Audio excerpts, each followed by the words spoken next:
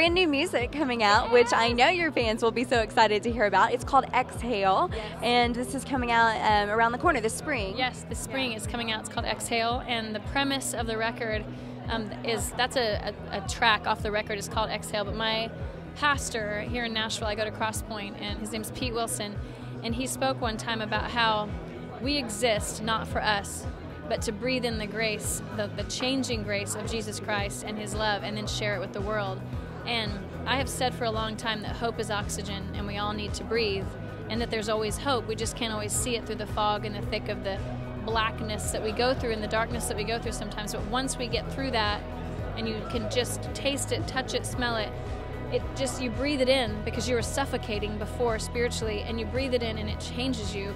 And when he said that, I was like, I want to write a song called Exhale that is about just that, of just letting go and let it break your heart, breathe it in, let it completely change you, and then breathe it out. Go exhale that into the world. And so this record is different than any record I've ever made for two reasons. One, it's the most personal one I've ever made, because it's the first fruits of coming out of a completely shattered marriage that we remarried each other. God completely redeemed and reconciled us, and so this is the first record I'm making after that, saying thank you. And so every Plumb record, I'm so thankful God has been able to use, but my agenda behind every record I've ever made was to be famous and rich, and I would never say that, but that's how I was living in my heart. And I know he used it, nothing with him is wasted, but it was me that was missing out. And so this is the first record I've ever made absolutely 100% for him. And I, on one hand, I don't care who buys it. I hope everyone does, just because I want them to experience the hope in the songs. But it's the first one I've ever made for no one else but him. And it's just me breathing out, thank you. Thank you I was in the pit of despair, and you scooped me up, and you didn't shove your finger in my face. You said, I love you and I forgive you.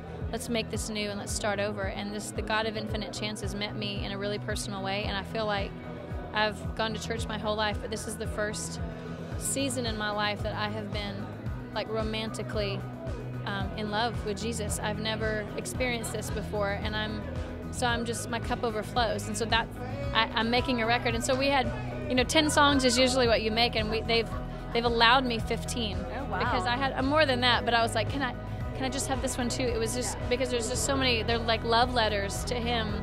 And so I hope people will hear it, and they'll hear not just my story, but they'll hear how real he is and how good he is and how much bigger we give him credit for. He's the God of impossible. And so yeah, that's what it's called, and that's when it comes out, and I'm excited.